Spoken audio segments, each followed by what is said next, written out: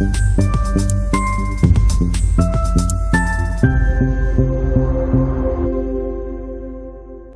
friends, welcome back to Friend of Friends. So today we are here with a new series of videos in Mega Revision Series 2023. So here in this episode 1, I'll be dealing with practice of medicine, and the first system we'll be seeing is respiratory system. So in this video, I'll be giving a crisp and short idea of revision classes, like from each system. I'll be giving some important topics that you should be thorough. So we know that you all already read all these things, so this is just a revision class, so please listen carefully. And yeah, so let's start. So the first system we are dealing today is respiratory system. So in along with this, see that you are reading the respiratory system, physio and anat hand in hand. So first and foremost thing, from the basics, let's begin from the basics. So I'll be dealing with dyspnea. So you know dyspnea is nothing but breathlessness. The first type of dyspnea is orthopnea. So you know what is orthopnea? It is a dyspnea on recumbent position, dyspnea on lying down position, and nocturnal dyspnea. So this is mainly seen in asthma, then left ventricular failure, GERD. GERD is gastroesophageal reflux disease, and also obstructive sleep apnea. So these are the conditions where you find orthopnea or dyspnea on recumbent position. Coming to the next one is platypnea. Platypnea is nothing but it is dyspnea that worsens while in upright position. Upright position. So platypnea, upright position. Where it is seen? This is seen associated with deficient abdominal musculature. Okay, deficient abdominal musculature and arteriovenous malformation at lung basis. Okay, at lung basis. So this is about orthopnea. Now coming to the next type of dyspnea is tripopnea. Tripopnea. This is dyspnea that occurs in lateral decubitus. Dyspnea that occurs in lateral decubitus, that is tripopnea, and most often this is seen in heart patients. So all these are very important. Only thing that you should remember here is what is dyspnea, what are the various kind of dyspnea, and also the most important thing is you have to remember what the condition in which this dyspnea is present. Okay, then coming to constant dyspnea which is constant, okay, continuous dyspnea or constant dyspnea, mostly from the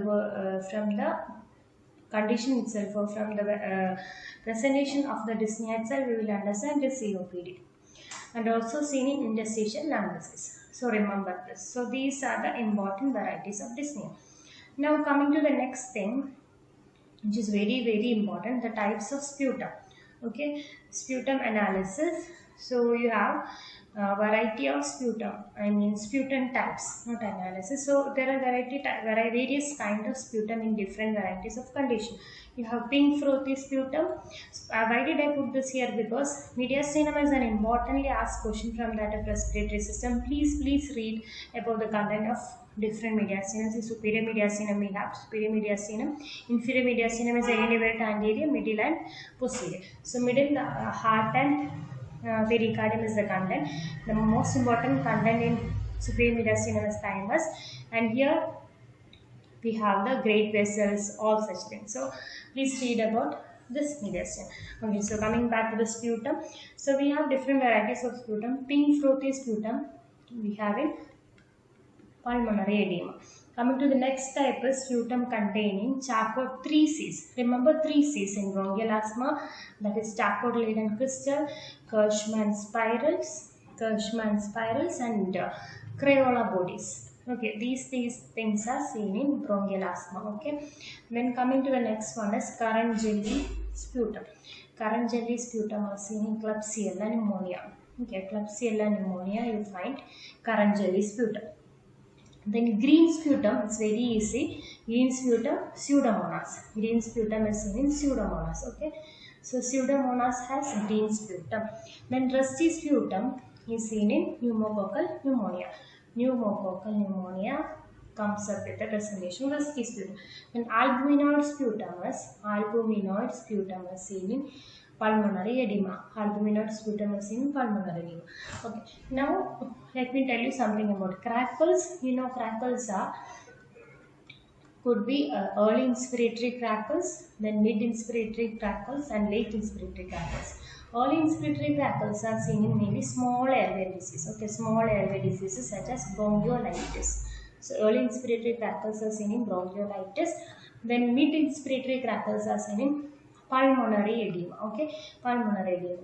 Late inspiratory crackles are seen in pulmonary fibrosis. That will be fine. Okay, then crackles throughout the inspiration is seen in bronchiectasis. So early, middle, and late. So mid inspiratory crackles pulmonary edema, late pulmonary fibrosis.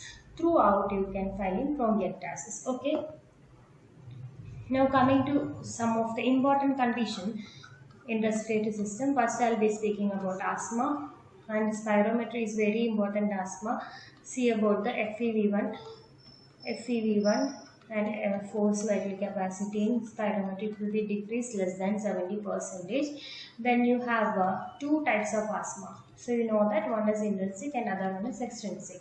Extrinsic asthma is because of type 1 hypersensitivity reaction, and intrinsic because of non-immune reasons, like it include any medicines like aspirin or cold, and then exercise, psychogenic, or any infections.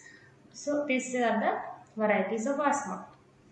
Then coming to the next topic, community acquired pneumonia. Community acquired pneumonia is another important topic from that of pneumonia. So you know the various varieties of pneumonia. Among pneumonia, community acquired pneumonia is very important, CAPs. So in CAPs, streptococcus pneumonia is the most common cause. Is this occur in winter, young or middle-aged persons? Young or middle-aged persons. Pleuritic chest pain, herpes labialis, rusty sputum. So these three things you should never forget: herpes labialis, pleuritic chest pain, then you have rusty sputum. Okay, so these things keep in mind. Then coming to the next variety of community acquired pneumonia is mycoplasma. Mycoplasmic pneumonia is also known as atypical pneumonia. Atypical pneumonia, and mostly seen in children, young adults, and epidemics occurring every 3 to 4 years. And rare complication is hemolytic anemia, cold agglutinin. Okay, so hemolytic anemia, cold agglutinin is the rare complication. Okay, then you have erythema nodosum. Then these all are the rare complications: erythema nodosum, Stevens-Johnson syndrome, etc. Then comes chlamydia pneumonia. Chlamydia pneumonia is a large scale epidemic. Okay, large scale epidemics. So this is often self-limiting. You know how the questions will be coming from this.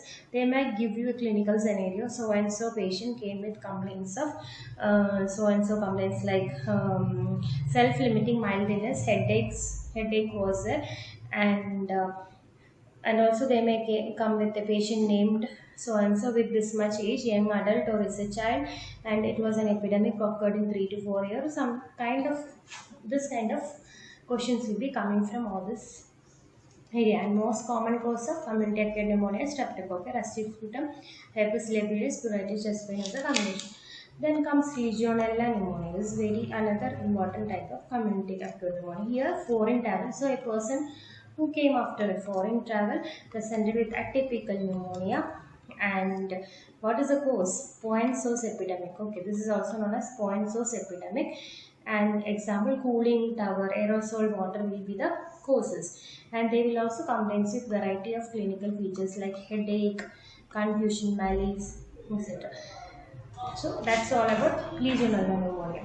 Now, next one is coming to uncommon causes of organism, or uncommon causes of community acquired pneumonia. So you have Haemophilus influenza. This is one of the cause of uncommon bacteria or uncommon organism. Then you have Klebsiella pneumonia, Staph aureus, Chlamydia psittaci. Then you have Coxiella burnetii,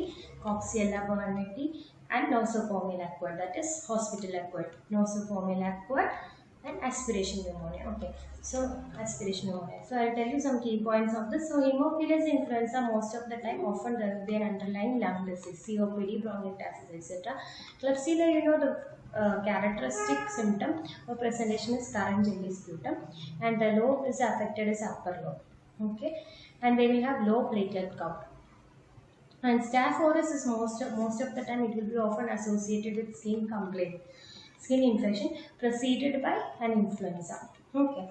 And post-viral, this is post-viral. So chest X-ray will show multilobar shadowing pneumatosis. Okay, pneumatosis, chest X-ray, multilobar shadowing and pneumatosis, multilobar shadowing and pneumatosis, and they may also come up with abscess, empyema, also pneumothorax, etc. And then they may also disseminated into brain abscess or endocarditis. So ultimately there will be dissemination into various organs, for example brain and also into endocardium.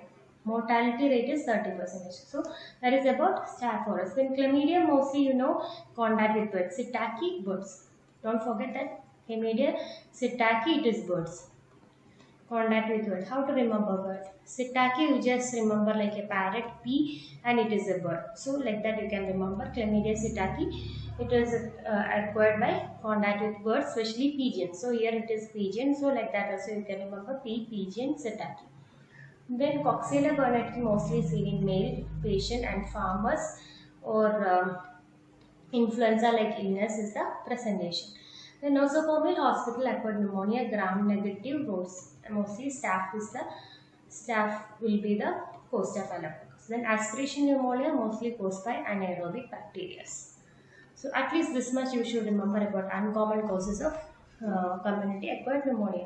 And very important thing is curve 65 scoring. Curve 65 scoring is for assessing the severity of pneumonia who is above the age of 65 years. So above the age of 65 years, and scoring is from 0 to 5. If the score is 1, person required hospital admission. If the score is less than, or if the score is 3 or more, if the score is 3 or more in hospital admission, so for each parameter we give 1 score. Okay, if the score is 3 or more, hospital admission. If the score is 4 to 5, ICU. Okay, so C for confusion, U for blood urea nitrogen, R for respiratory rate, B for blood pressure. So respiratory rate, here it should be more than or is equal to 30.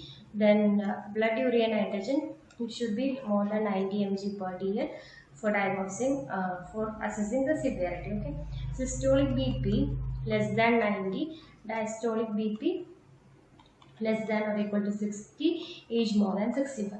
So this is all about curve 65. Another important PYQ. So please remember this. Now coming to other pneumonia, clinical hints in case of some pneumonia. So pneumonia is an important vast topic. So I'll be telling little more things about it. So most common cause of pneumonia in children is viral infections. Okay, so viral is the most common cause of pneumonia in children. Then coming to the next one, most common cause of hospital acquired pneumonia, GP, is enteric gram negative bacilli. Enteric gram negative bacilli is the most common cause of hospital acquired pneumonia. Cystic fibrosis, immunocompromised ill patients will have Pseudomonas aeruginosa. Pseudomonas aeruginosa will be the cause for cystic fibrotic person who is presenting with pneumonia, then this is the cause. Then exposure to bats or birds. Bats or birds, the cause is Haemophilus capsulatum. Haemophilus capsulatum. Okay. And again in alcoholics, you all know Klebsiella. Alcoholic Klebsiella pneumonia. Then pneumonia alba or white lung, this was one of the PYQ. Pneumonia alba, important PYQ, please remember. Pneumonia alba or white lung is seen in which condition? This is seen in congenital syphilis. Please remember congenital syphilis, pneumonia alba or white lung. Then primary giant cell pneumonia is seen in measles. Primary giant cell pneumonia is seen in measles. Okay. Now causes of how the pneumonia pathology go on, or the cause of Uncomplicated pneumonia, lobar pneumonia. Pathology of lobar uncomplicated pneumonia includes these many stages. So stage of congestion, and you have stage of red hepatization, then stage of gray hepatization and resolution. So in case of congestion, there will be congestion and increased inflammatory responses. In stage of red hepatization, there will be neutrophils and red cells and giving a liver-like gross appearance. Okay. So here it will be liver-like gross appearance and red cells will be more, neutrophils will be more. Again, gray hepatization. This follow as red cell disintegrate and remaining fibrinosuppurative exudate. So fibrinosuppurative exudate persist, okay, and neutrophils also will be there, predominant. Neutrophils will predominate, and resolution there will be macrophages. Okay, remember this. This is very important. So this is about pneumonia. Now coming to the next one is pink puffers. Next topic is pink puffers. That is emphysema. Pink puffers, emphysema. The next important topic. So you have various varieties of emphysema. What is emphysema? Abnormal permanent dilatation and enlargement of air spaces distal to the terminal bronchioles. Abnormal permanent dilatation of air spaces distal to terminal bronchioles with alveolar wall destruction. So there will be destruction of alveolar wall. And smoking is an important cause for this pneumonia. So smoking inactivates what? Alpha-1 antitrypsin, and which results in dyspnea. FEV1 will be decreased. That is forced expiratory volume for 1 minute. Forced vital capacity will be decreased. Total lung capacity will be increased. So remember, these points are very important. Spirometric finding of pneumonia.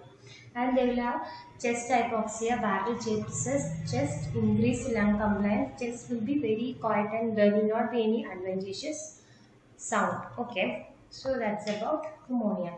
Now diagnosis is mainly by high resolution CT and core pulmonary. If there is any core pulmonary that is in related with emphysema, then you can measure the function of right ventricle also. Okay.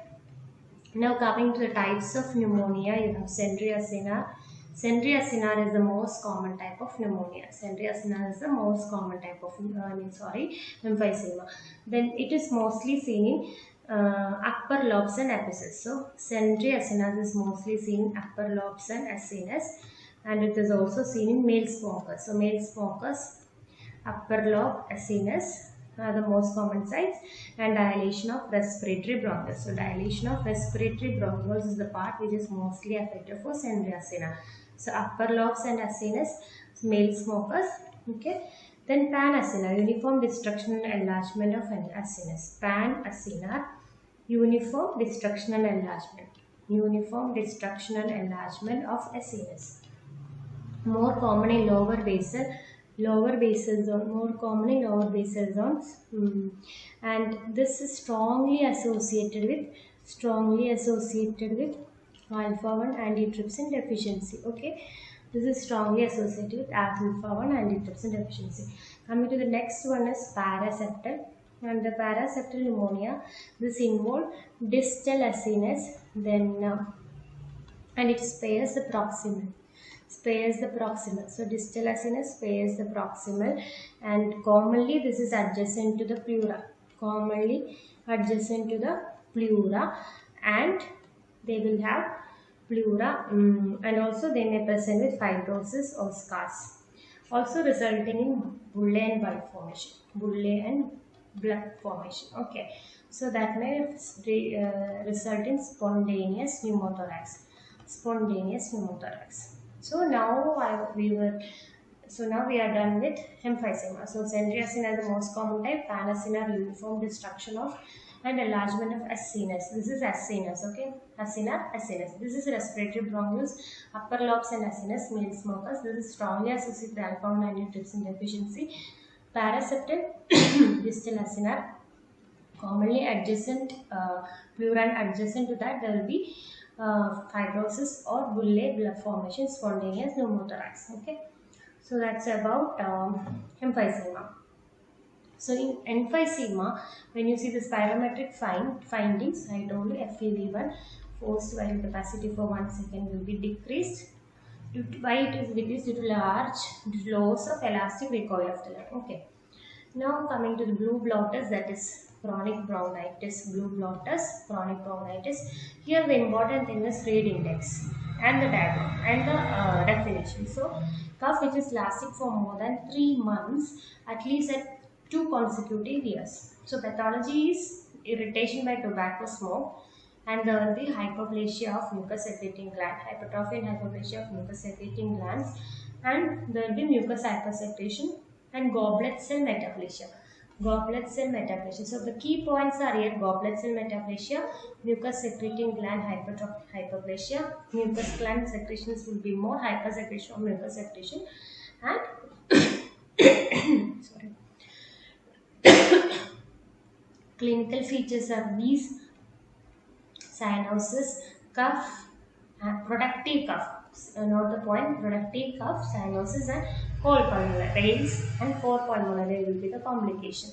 Now coming to the read index. What is the read index? It is a ratio of read indexes. Read index is ratio of thickness of submucosal glands to that of bronchial wall. Ratio of thickness of submucosal gland to that of bronchial wall is an important index to be identified in case of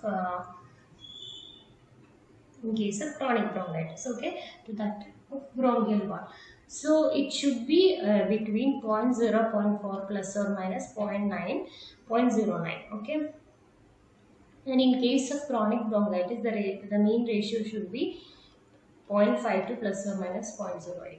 So this is the chronic bronchitis read index. Now coming to next one is bronchiectasis, which is very important. Bronchiectasis is nothing but it is a necrotizing infection of bronchi. Necrotizing infection of bronchi resulting in permanent dilatation of bronchi and resulting in purulent sputum, recurrent infections and hemoptysis. So necrotizing infection of bronchi resulting in permanent dilatation of bronchi, and there will be purulent sputum, recurrent infection, mostly aspergillosis. This is always associated, most of the time it is associated with certain conditions like cystic fibrosis, poor ciliary motility, Cartagena syndrome. Okay. Gold standard for diagnosing this is high resolution CT. All these are PYQs and important MCQ questions. Okay. And there are the types. We have the type cylindrical or tubular, and saccular or varicose, and cystic. So cylindrical, tubular, saccular or varicose, cystic are the three major varieties. So cystic is the most severe variety. The nodular bronchiectasis is seen in infection with Mycobacterium avium complex. Mycobacterium avium complex present with nodular variety of bronchiectasis. Mycobacterium avium complex. So now we are done with chronic bronchitis, asthma, bronchiectasis. These three are important questions from that of respiratory system. I'm sure you will get one question from any of this one, or you may get multiple questions from these three. See that you are thorough with this. Now coming to the tuberculosis, most important thing. So tuberculosis, let us see a little bit of pathology. So let Mycobacterium tuber plays a gram-positive role, acid-fast bacteria, and acid-fast because of high cell wall content of mycolic acid, and it stains on Ziehl-Neelsen stain and obligate aerob. It is not an anaerob, it is an obligate aerob, and it requires Lowenstein-Jensen medium for culturing for growth. Okay. Also, mycolytic acids are linked underlying galactan and peptidoglycan. Okay, so this and all are important when you study about the micro part of TB. See, the cell wall of mycobacterium is very important. Cell wall contain the cell wall contain lipoarabinomannan. Okay, so once more I write lipoarabinomannan. So this is involved in the pathogen host interaction, and this facilitates. So this is the thing that facilitates survival of Mycobacterium tuberculosis in the macrophages. So macrophages during the cell-mediated immunity and all those process after the invasion of various neutrophils, all those things, there will be formation of caseous necrosis, right? So during this process, this bacterium will be surviving for a long time. This is because of the certain substance that is present in the cell, what that is lipoarabinomannan. Okay. Now coming to some named lesion in case of TB. So you have some more MCQ questions from TB, which is very important. See, some named lesion. You have something called pool lesion. Pool lesion. This is isolated lesion of chronic pulmonary TB. Chronic pulmonary TB may be presented with an isolated lesion in apex of lung. Next one is Asman focus,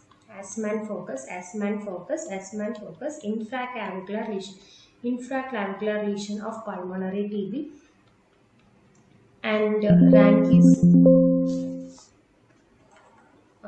Ranke's focus. Next one is Ranke's complex. Ranke complex is combination of calcified peripheral lesion and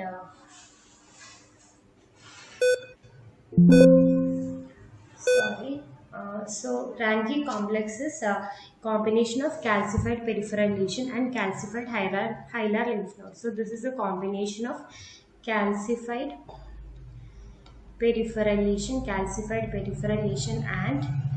calcified hilar node. This is also called as Gons complex. Okay, calcified peripheral lesion is also known as primary Gons complex. Then Rasmussen's aneurysm. Rasmussen aneurysm. This is because of the rupture of aneurysmal pulmonary artery within the cavity, which results in hemoptysis. Okay, so the rupture of aneurysmal artery, that is the aneurysm is in pulmonary artery. Then you have rich focus. Rich focus is TB granuloma on the cortex of brain. TB granuloma on the cortex of brain that rupture into subarachnoid space. Okay, that is then Simon's focus. This is healed foci of TB in liver. In liver, the healed foci is known as Simon foci. Once more, I will tell you. Pool lesion is isolated lesion of chronic TB, pulmonary TB in apex of lung. Then Asman focus is infraclavicular pulmonary TB. Then Ranke's complex is combination of calcified peripheral lesion and calcified hilar node. That is complex and calcified hilar. Rasmussen aneurysm is aneurysmal pulmonary artery will be ruptured, resulting in within the cavity, resulting in hemoptysis. Then rich focus is TB granuloma on the brain cortex of the brain that ruptures into subarachnoid space. Then Simon's focus is healed foci of TB in liver. Okay. Now, most important thing is difference between primary and secondary TB. Okay, so primary TB is so in primary TB you have mostly this is seen in children. Secondary TB is in adult. Important one, keep in mind. So pulmonary in children. This is soon after the infection of with the TB bacteria. This is endogenous reactivation of latent infection. Endogenous reactivation of latent infection. That is secondary TB. This is often seen in children. So here there will be primary subpleural granuloma formation, that is bond complex will be there. with draining hilar lymph nodes. So gone focus and gone complex is different. So what is gone focus? Gone focus is primary subpleural granuloma, which is present in the inferior upper lobe. Okay, so in the inferior part of upper lobe there will be primary subpleural granuloma.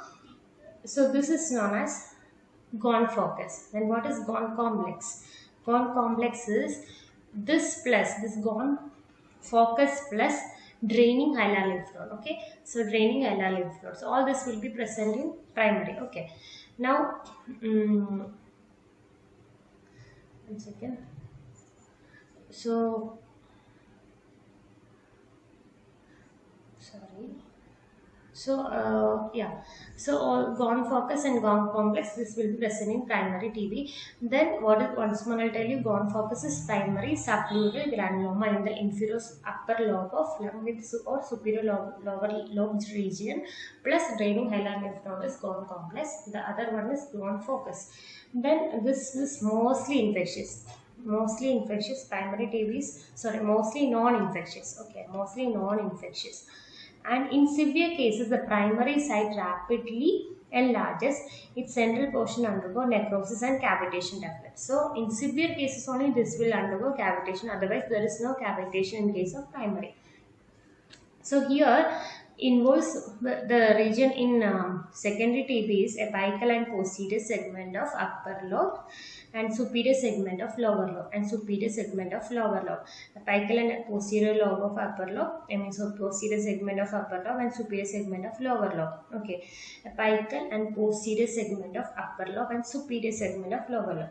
Here there will be caseous necrosis and formation of cavitation is main thing. Okay. This is highly infectious. Secondary type is highly infectious. Sputum will be positive for AFP. Sputum positivity is mostly negative. Rare. So here lymphadenopathy is significant. Cavity is rare. Okay. Then healing is mainly by dystrophic calcification. Here cavity is common. Healing is by fibrosis. So extrapulmonary complication is very common. Extrapulmonary complication is very common. So lesion is mainly localized in the lungs. Okay.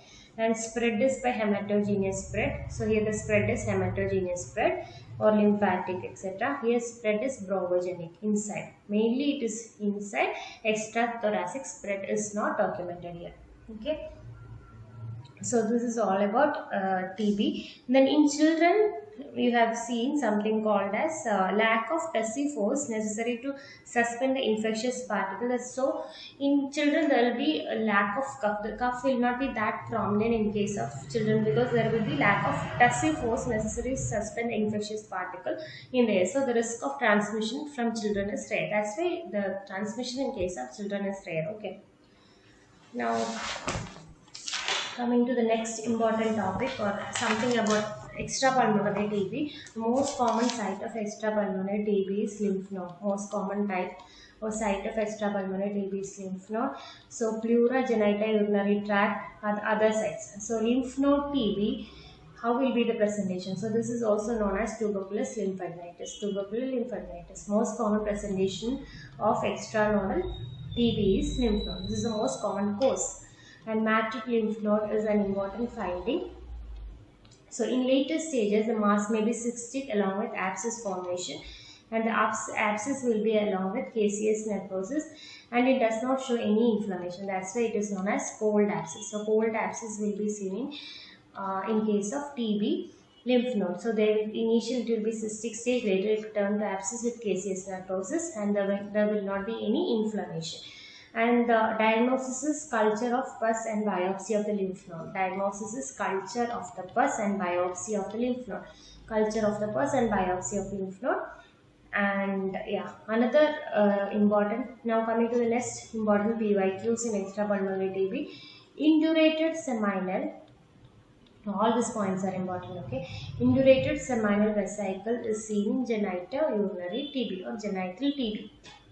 Then TB of upper airways like larynx, pharynx and epiglottis is usually the complication of advanced pulmonary TB. So advanced pulmonary TB complication will be the TB of upper airways. Okay. Then exudative, straw colored, normal to low glucose, high proteins, lymphocytes, all this will be predominant in case of exudative. So in case of exudative, there will be straw colored or normal to low glucose, high proteins, lymphocytes will be prominent. Then TB pericarditis. TB pericarditis is the most common cause of pericardial effusion.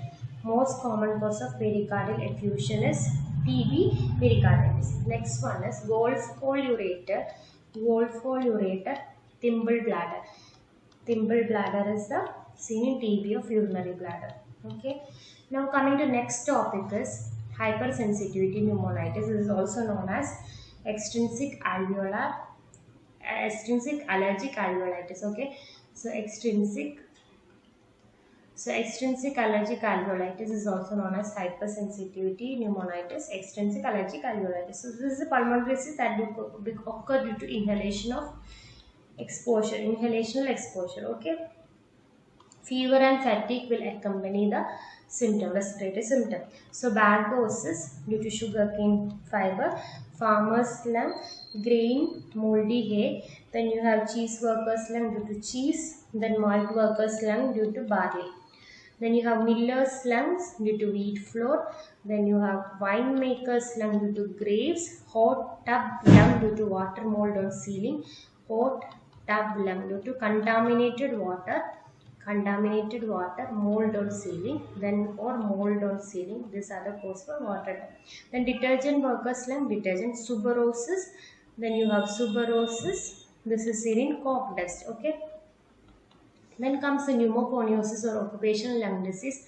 Occupational lung disease include coal dust type, that is anthracosis, silicosis, asbestos, then iron sidrosis. Then you have cotton dust bisonosis, that is there is one PYQ from this, that is Monday chest tightness. Monday chest tightness is also known as bisonosis.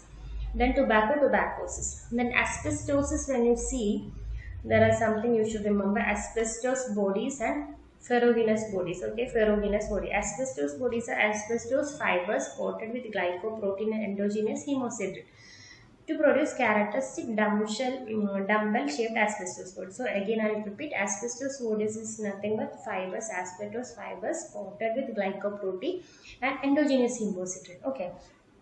And ferruginous body is a protein, is an iron. Ferruginous, you just remember iron, is an iron protein complex.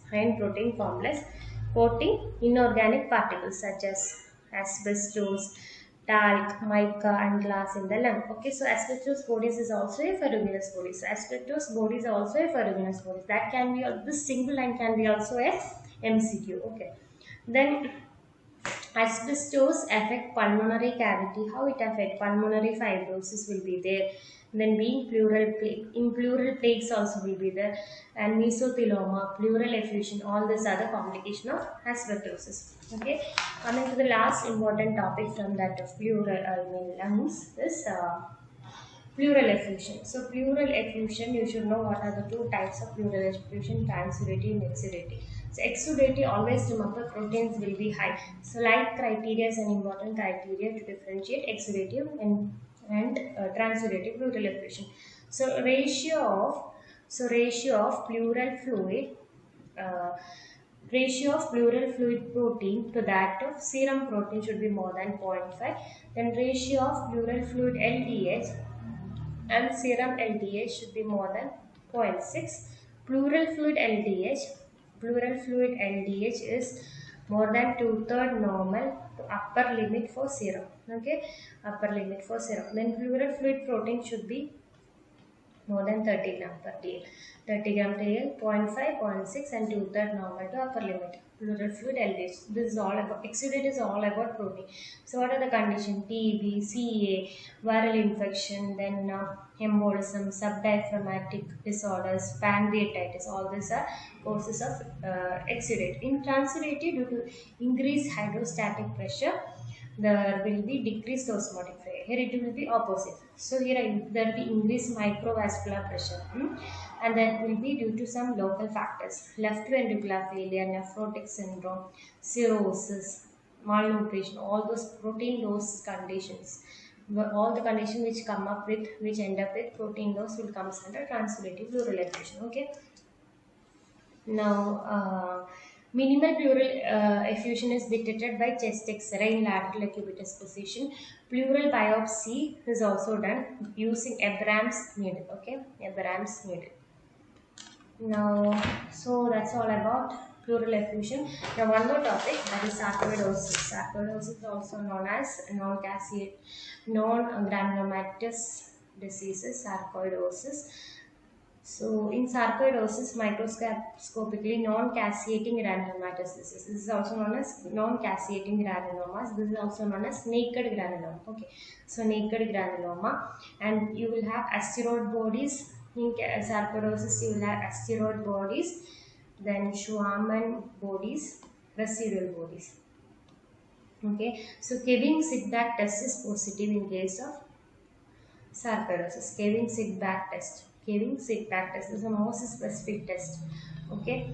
Now, diagnosis is mainly by biopsy. ACE will be increased, hyperkalemia will be there, and there are two symptoms that is associated with sarcoidosis. One is Lofgren syndrome and Herford-Waldenstrom syndrome. These two are not that important, but just go through that.